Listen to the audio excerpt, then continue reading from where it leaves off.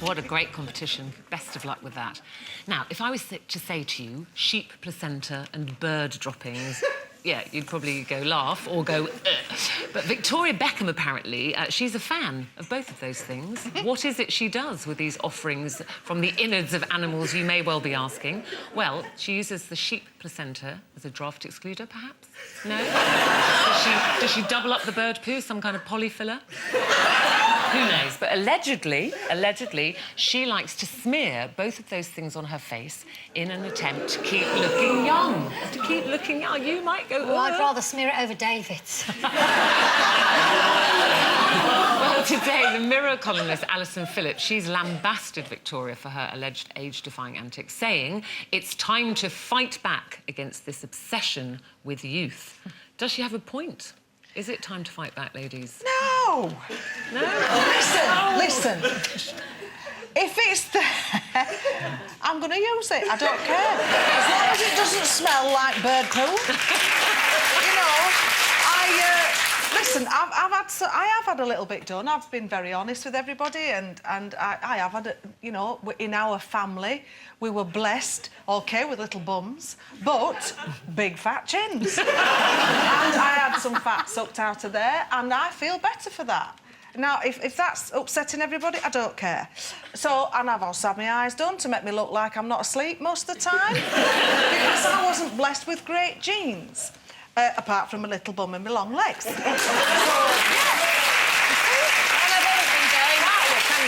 and if there's a cream out there for someone who has suffered with acne for most of her teenage years, I understand the need to have a skin that looks clear. And believe me, when you find something that works, it's like a eureka moment. Does it work? Does anything work, though? Well, I'll give it a go, love. Get the sheets going. I just say, when did it become a crime for women to get older? It just seems that nobody's allowed to think, well, she's aged. Yeah, well, yeah, I'm 52. This is a 52-year-old face. That's what happens. This is what happens. Yeah. Take a look, kids, be warned. It is. This is what happens. Isn't it? But, you know, 52. Oh, thank you very much. Oh, it is. You do. It's all makeup and mirrors. You don't need it. But You're getting on my nerves now. Just say it's good for 52. For 52. Yes. But not it. Your face isn't good. It's you know, she's That's looking. her name. No, just that her face is a good face for 52. Thank you very much. Yeah, talking about your face as a specimen. But I just, you know, I think there is... And a marvellous one it is. Yes. I think there is an obsession, particularly for women, and a great pressure to look younger all the time. And I say, what? There are women now, or girls in my eyes, who are in their late 20s who are having all these fillers when they're 25. And by the time they're 32, they look odd. And, you know, your face is supposed to have some creases. Have you had anything done? But I honestly haven't. Look, that's why I have a fringe. Look at those. Hideous, aren't they? Oh. But listen, this is not to say I don't look in the mirror every morning and go, oh, God, look at those. Oh. And when I see those awful photographs of me that are captured out somewhere, splashed on the front of magazines, you know, I want to run to the surgeon's table, believe me. But I stop every time. Eamon's very happy, and, you know, I just think this is what my face is supposed to look like. And there's more pressure when you're on the TV or, you know, in the career you do, Jane, it kind of people are always looking at you. I'm completely with you, Ruth. It's so tragic and it's so sad that... And it's not an obsession with looking young. I don't think it's about looking young. It's an obsession with not ageing, but that's what happens, and it's going to happen sooner or later. I don't care how many needles you put in your face. Eventually, you are going to look like an old handbag, and that's... You can try whatever you like. You can try the sheep's placenta. And I know all these stars that say, oh, I look like this because I put sheep's placenta on my face. No, you don't. It's just not possible. And this is a problem. It's a constant battle for women, especially of our age. And Lisa says to you, good face for 52. What is a 52-year-old face supposed to look like anymore? Like this. Compared to what? Compared to someone who maybe, you know, hasn't spent so much time in the sun or maybe, you know, has led a really sort of wild life.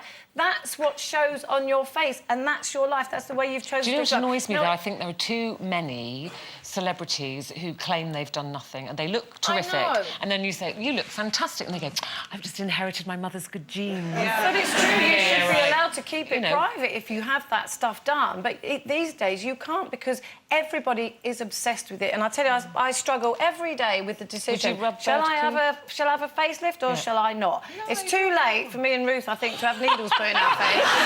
Too late for us. Well, because everything's already there, and there's no point in trying to sort of erase them now because we'll look weird. But I think you can have a little bit of help with a bit of surgery. But at the same time, I think, no, why should I? This is my face. Get used to it. Yeah. I can't get used to it. No one can get used to it. And I'll tell you, if Mark wasn't around, I would get rid of every single mirror in my house, especially the magnifying one, and I would just be happy ever after. And I wouldn't think about it.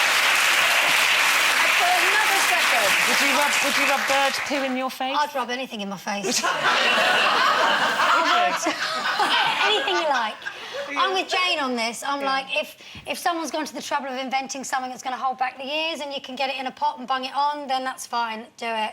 I don't have a problem with needles in your face. I mean, I have had botulism in my face in my life. I don't do it regularly, and I tried it and I got scared because I actually couldn't move, and I was supposed to be acting at the time. It's not good for your profession. You can't express yourself. I'm anti-fillers because I think they change the way you look. I'm definitely anti-cutting open any part of your body, your face, to change the way you look, because I think if you go to the extreme of having a medical procedure, an actual operation which you're supposed to have because you're ill, then I think you've lost the plot. But little bits of, if you want to bung bird's poo on your eyes and you want to shove something up your bottom or whatever. It doesn't always change the way you look. It just makes you look a bit like you used to look. Yeah. No, it doesn't. A little bit. They If it's done don't. properly, it does, because No. there are quite a few people out there who you know full well have had those little adjustments. you They've had had one them. now- They just Yeah. won't admit to it. Yes, you'd know You'd because look I'm on the weird. telly You'd a be lot, like and that all you'd of a notice. sudden. And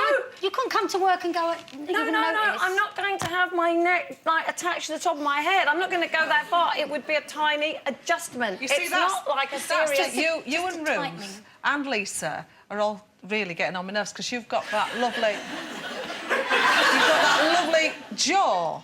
No, where we some haven't really. people were not blessed. But we haven't got your booty and your lallies. Well, that's Trudy. true.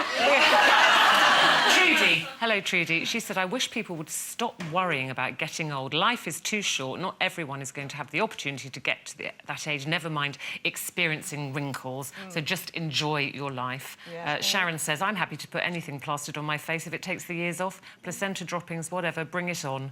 I'd recommend ketchup. Bit smelly, but it does the job. Sugar, Where is it'll she just putting stick it? to your I face. know. Well, on her face, On her I hope. face. On her chips, that's where it should go. On your face. What a waste of good ketchup. Chips. Right, girls, hold your faces back.